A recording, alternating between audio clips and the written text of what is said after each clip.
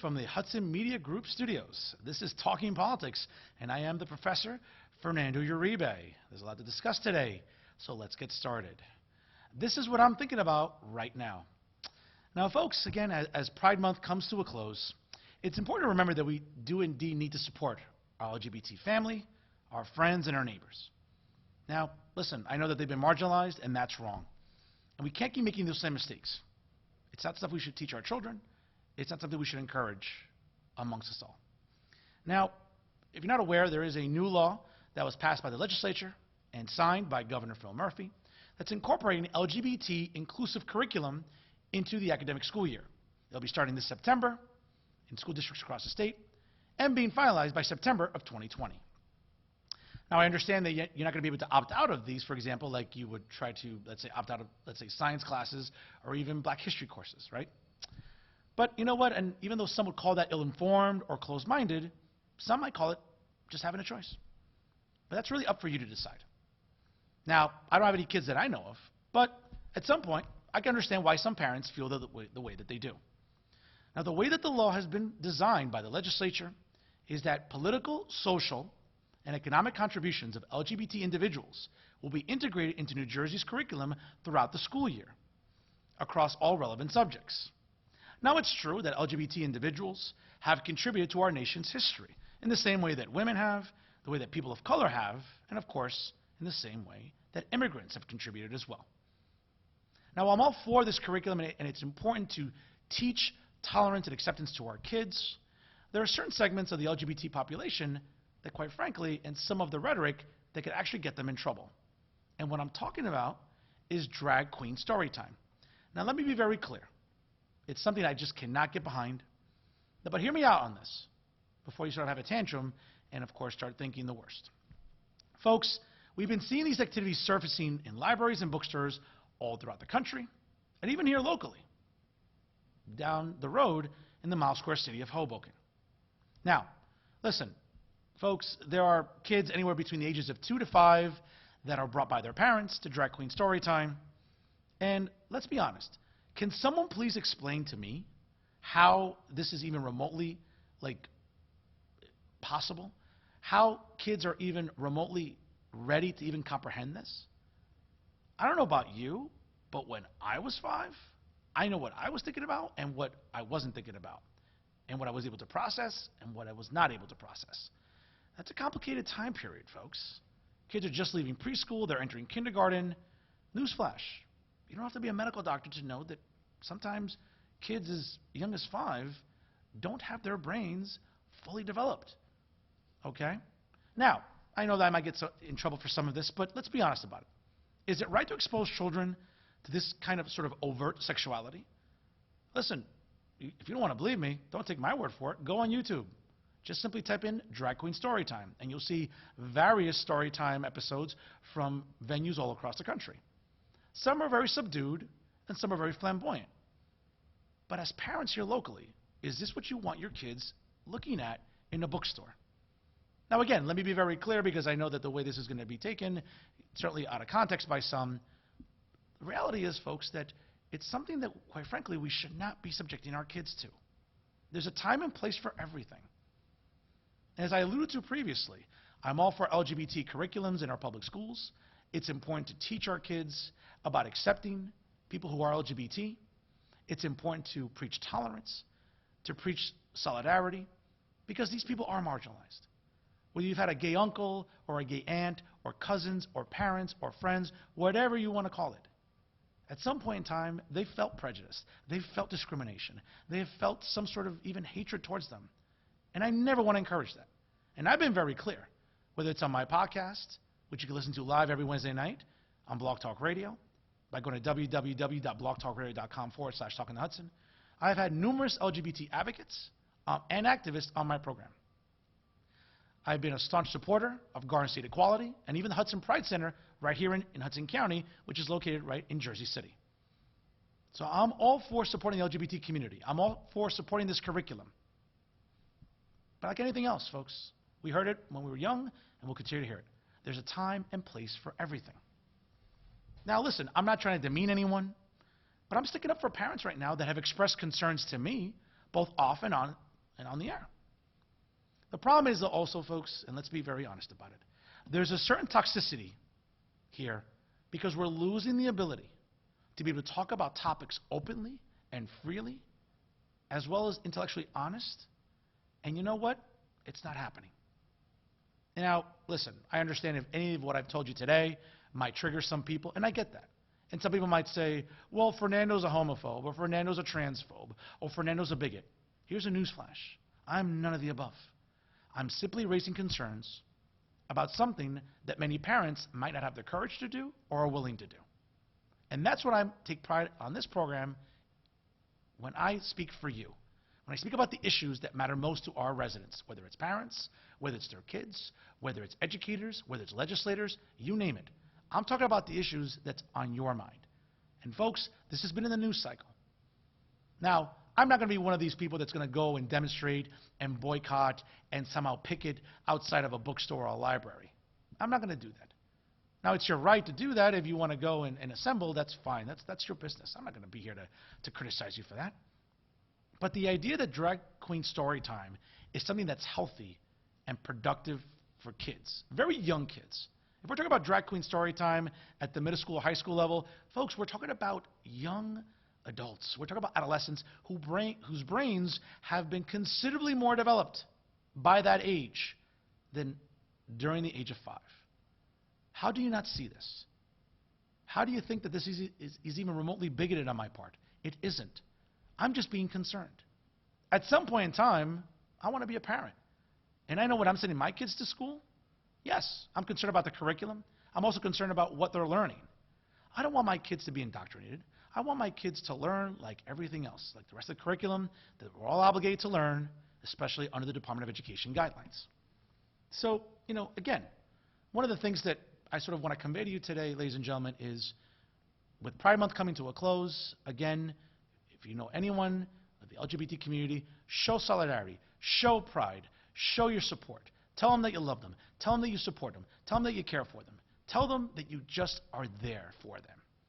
Okay? And whether it's in our public schools or in the public arena, show your solidarity for the LGBT community. This curriculum that's coming up during the academic year, I think it's worthwhile. But what I don't think is worthwhile at all is what Drag Queen Storytime is doing to our kids. It's just not a healthy activity. I'm not a medical doctor. I'm not a psychologist. I'm not even a psychotherapist.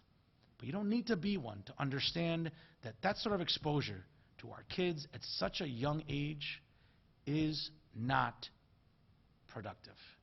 It just isn't. And the idea that I should be able to talk about this in a way that is intellectually honest again, that I'm being respectful, that I'm talking about this rationally and logically, well, I shouldn't be minimized. And I'm sure that some today watching this are going to say, well, you know what? I don't want to take Fernando seriously. I think Fernando's very hateful. I think Fernando is very prejudicial. I'm not. You know I'm not. If you've heard my podcast, you know how much of an ally I am for the LGBT community. But there's a time and place for everything, folks. And when I think about Drag Queen Storytime, it's just not something that kids as young as 2 years old should be exposed to. If I'm wrong, tell me how. But you know deep down that I'm right. And at the end of the day, you know what? There's always an urgency to have facts and to be right. Well, in this case, you know that I am. And that's what I'm thinking about right now.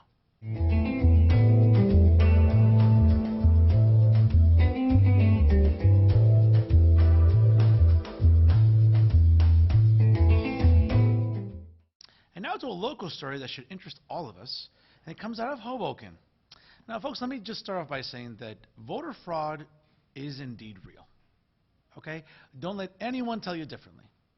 And it is not some conservative talking point either. It's not right-wing hysteria. It's real. And it happens more often than you think. And it's a shame that nearby in the mile square city of Hoboken, it's indeed casting a black cloud. Now, it should also remind you that there's really no honor among thieves and snakes. You get caught, you make a deal, and before you know it, you're singing to the U.S. Attorney quicker than an over-the-hill lounge singer during happy hour. And that's exactly what's happening in Hoboken. Recently at the federal building, this week, longtime Hoboken political activist Frank Rea was found guilty of conspiracy to violate the Federal Travel Act for causing mail ballots to be used in aid of voter bribery in connection to a 2013 municipal election in the city of Hoboken. Now, the sentence was delivered on June the 25th after the jury deliberated for just under 2 days in the trial that was held at the federal courthouse in Newark. Now, the felony charge could result in a prison term up to 5 years and almost a $250,000 fine. Now, Frank Rea was at the center of a vote-by-mail bribery scheme in which he directed campaign workers to pay residents $50 for voting for his council slate and for a referendum that would have weakened rent control laws at the time in the city of Hoboken. Now, over the 4-day trial, which began last week, jurors heard testimony from witnesses and voters who were allegedly paid for their votes, as well as those who allegedly worked for Rea during the election and allegedly helped him with the scheme. Now again, other individuals who pled guilty in Newark Federal Court to using mail to promote voter bribery in both the 2013 and the 2015 municipal elections were met with quick legal force. Subsequently, to no one's surprise, individuals cooperating with the U.S. Attorney's Office did indeed sign an agreement with the government for lesser charges. Now, some operatives during the trial went on to say that they worked under the direction of Frank Rea in 2013, and they even testified that Rea allegedly targeted low-income residents as part of the scheme itself. The vote-by-mail ballots allegedly had to be unsealed when they were dropped off at Rea's office at 520 Jefferson Street, or the voters subsequently would not be paid. Now, the U.S. Attorney went on to say, quote, "Today's guilty verdict is an affirmation that no one is above the law and that those that commit voter fraud will be exposed and brought to justice." Hoboken Mayor Ravi Bala echoed the sentiments from the U.S. Attorney. Mayor Bala went on to say, quote, "Given the revelations exposed by the trial that additional criminal activity took place in 2015 and even in other election cycles, further investigation into voter fraud by law enforcement will help ensure that voter fraud is rooted out of Hoboken once and for all. It is a long time past for a clean break from the corrupt politics of the past." Well, I salute Mayor Bala for that quote, and certainly I applaud the U.S. Attorney for taking the swift action against the defendants. Now, ladies and gentlemen, as I said, voter fraud is indeed real. Now, I know when we watch the nightly news and we hear about voter disenfranchisement or alleged voter disenfranchisement, or even the attempts to engage in voter fraud, folks, they're very real. We don't have to go across the country. We don't have to go to the great state of Texas, okay, or to the Smoky Mountains in West Virginia, or, out in the Pacific Northwest in Seattle. Folks, you can look no further than right here in Hudson County, right down the road in Hoboken. Now, for a place that's always taken pride in being a very, very sort of, openly political city, and one that encourages activism and civic participation in our elections, when you hear and read about these allegations, it's disappointing, and quite frankly, it's deplorable. Now, let me be very clear, too, because I don't want you to think I'm engaging in hyperbole for the sake of this program. I'm not. But when I read these sort of allegations, and when I read that these things are going on, folks, it makes us lose faith in the political process. It makes us lose faith in the idea that it's one person and one vote. We didn't see that in Hoboken. Now, again, I'm not someone who's malicious or certainly harbors any ill will against anyone, but I certainly hope that the sentencing judge at the federal court building hands down a harsh and a very punitive sentence to not only Frank Rea, but his accomplices. What you're sending in terms of a message is that this is unacceptable, and this is something that we should not be tolerating in our electoral process. Now listen, whether or not you know sort of the ins and outs of Hoboken politics, that's not really the issue here. The issue is that, you know what? We want our process to be fair. We don't want people engaging in chicanery and shady tactics. It makes us lose faith in the process. Ladies and gentlemen, it's bad enough that people don't like voting altogether, for reasons that either include the fact that it's inconvenient or we've just lost faith in candidates that are running for any sort of elected office. I understand that. And I understand why people become so cynical of the political process. I understand why people become so infuriated about what candidates are doing and some of the methodology and the tactics that they employ. I look at what happened in Hoboken. I look at what happened with Frank Rea and his accomplices. This is nothing to be proud about, folks. And I really do hope that the judge in this case makes an example out of all of them. So without a doubt, this is something that, I don't know about you folks, but it shouldn't sit well with anyone. The idea that our elections aren't being held honestly, the fact that there is some sort of cheating going on. You know what, and we always hear about that there's a concern at the national level, even at the state level. Well, folks, it's very real here at the local level. And again, look no further than Hoboken. And I really, really do hope that coming up during the sentencing phase of this trial, right, obviously Frank Rea has been found guilty. We'll find out what the judge at the federal building in Newark will decide his fate coming up, as well as his accomplices. But you know what? Make an example out of them. And I'm not saying this to be malicious. I'm not saying this because, quite frankly, I want to be evil. No. I want them to be made an example of. That this is behavior that we should not tolerate. Folks, again, we want our elections to run smoothly. We want them to run honestly, and we want them to run fluidly. That didn't happen here at Hoboken. Clearly didn't happen in 2015, and didn't happen in 2013. And I'm hopeful that moving forward, that whether it's municipal elections coming up this fall and in the years to come, that in the Mouse Square City, we won't see any of these shady tactics ever again. So for the judge, if you're watching this, which I hope you are, do me a favor. Come down and come down punitively. These people need to be made an example of. We can't tolerate this behavior. The minute we go easy on it, it's going to happen again. And that's something we don't want in any election. We want people to be confident when they go to the ballot box, when they close that curtain, when they pull that lever, that their vote counts, and that their vote counts for who they want to vote for. And if they're voting by mail, more specifically, that the process is honest, that it's not being tainted, it's not being contaminated, that it's running the way it should be. And that's fairly and honestly. Now, this is an issue that's very personal to me, and I'm sure to many Hudson County residents, you feel the same. And it's student loan debt. Now, since it is election season, obviously it's become a very popular talking point for candidates at the national level. But even before addressing the enormous problem that is student loan debt, let's talk about poor choices. Now, the poor choices I'm talking about are the ones that students make as they pursue their degrees. As someone who works in higher education, you know what? I know what I'm talking about because I deal with college students every day. I tell them all the time, pick majors that are going to help you find a career. Yeah, making money is important, without a doubt.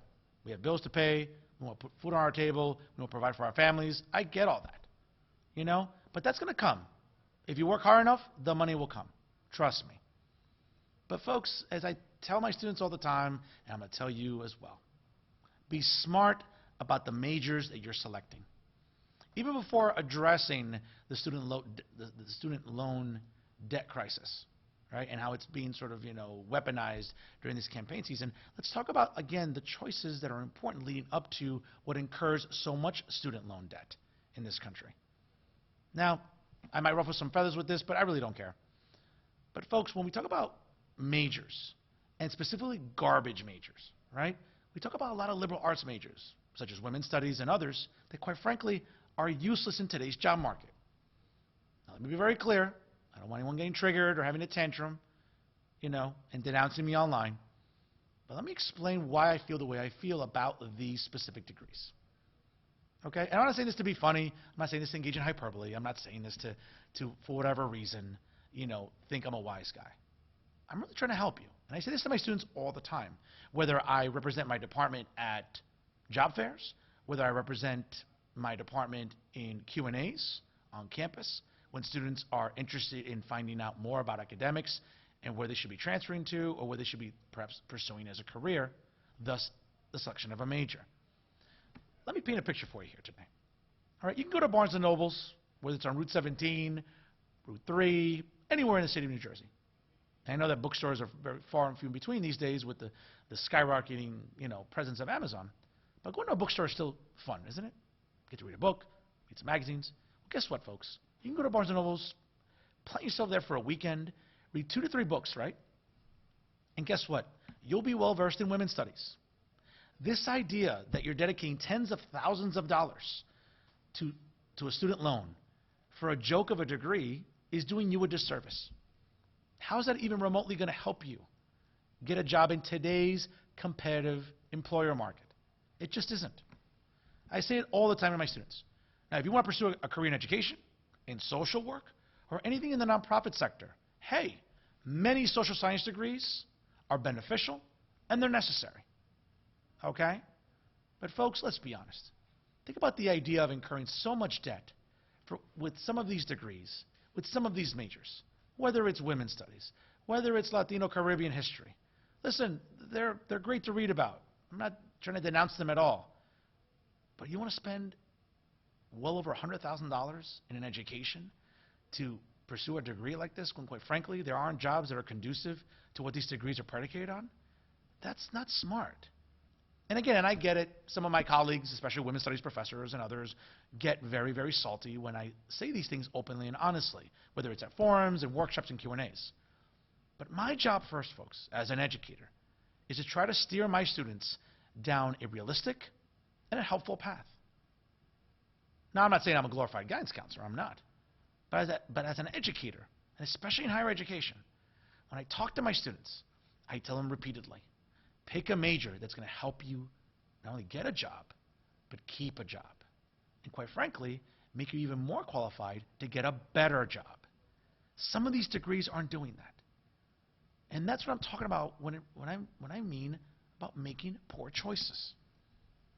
You know, and this is something that, quite frankly, you know what, folks? I don't know about you, but it's time that we're open and honest about it. You know? And listen, when I went to grad school, I understand, I pursued degrees that I knew would be beneficial to what I was pursuing.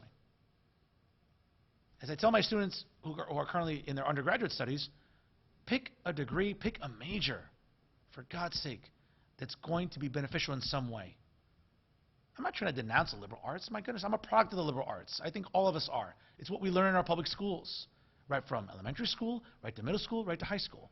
It's what supposedly gets us ready to go to college. But the idea that once you enter college, listen, it's about being well-rounded. It's about being open-minded. It's about learning when it comes to different curriculum, different disciplines, and that's all well and good. But folks, when it comes to picking a major, my goodness, when I think about the poor choices my students make year in and year out, I try to discourage them. And I can't begin to tell you the amount of emails that I get each and every semester from students that have said to me, you know what, Professor, I didn't like hearing what I heard originally from you, but my God, thank God you told me what you did. Because you know what?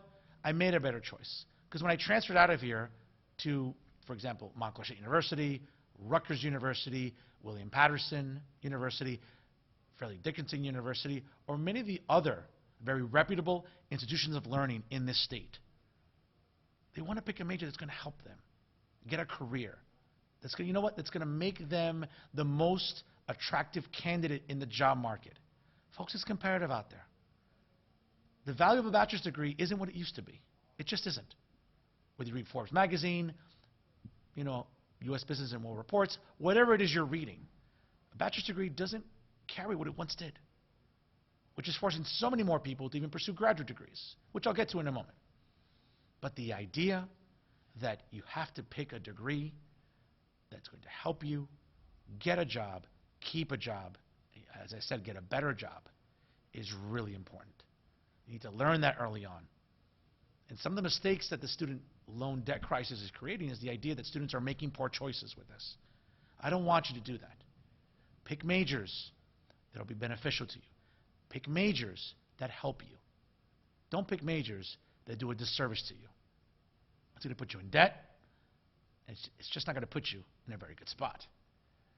Certainly during this election season, folks, and we saw it even during the recent Democratic National Committee debates on NBC and Telemundo, we saw that the student loan debt crisis is now reaching epic proportions. We know two specific candidates this week, Vermont Senator Bernie Sanders and Massachusetts Senator Elizabeth Warren, have proposed canceling $1.6 trillion of outstanding student loan debt in the United States, even one-upping some of the other potential Democratic candidates for president. Now, again, the proposal is to cancel nearly $640 billion of the current debt that is present in our student loan debt crisis. But like many media outlets have been talking about, there could be a problem with this. There could be a problem with both the plan that both Senator Sanders and Senator Warren are proposing. And what I've always said, and I've said this repeatedly, folks, the government should stop subsidizing student loans. When I think about what student loans mean, let's put it into a context I think that a lot of us can understand, whether it's ourselves or our parents or our immediate family.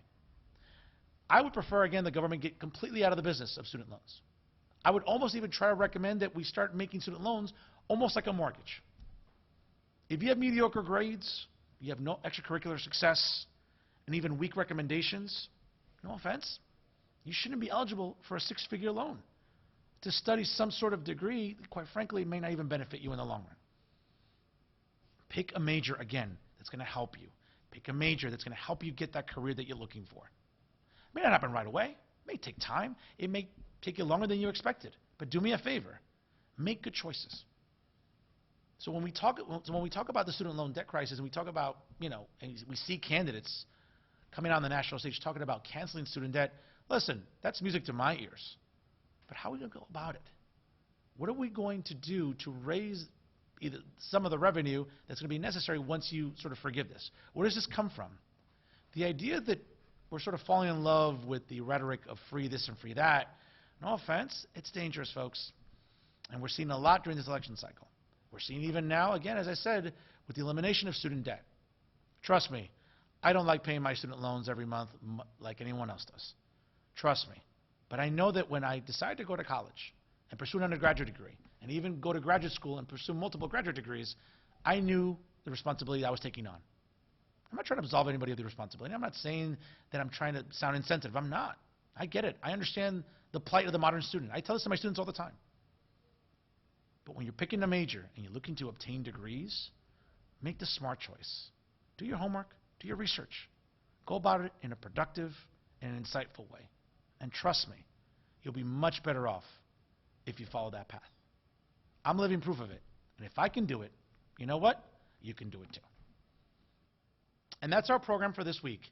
For all the excellent programming offered by the Hudson Media Group, you can go to their websites, www.hmgtvshows.com, and also on livestream at www.livestream.com/HMGTV. Don't forget to like the Hudson Media Group on Facebook and also follow them on Instagram and Twitter. As for my weekly podcast, you can always listen to it every Wednesday night live at 9 p.m. by going to www.blogtalkradio.com/TalkinTheHudson. Don't forget to like the show on Instagram and also follow it on Twitter as well as Facebook. Folks, I'm taking a break for the July 4th holiday, so have a wonderful holiday weekend. Please party responsibly, and I'll see you here next time. If I'm talking politics, I'm doing it right here with the Hudson Media Group. I'm Fernando Uribe. Thank you so much for watching.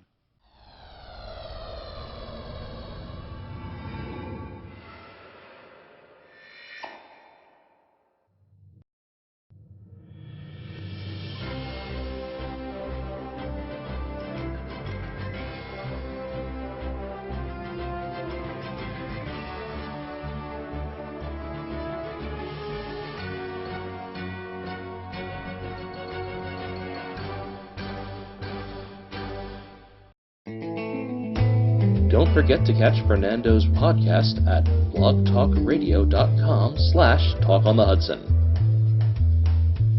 New episodes available every Wednesday night at 9 p.m.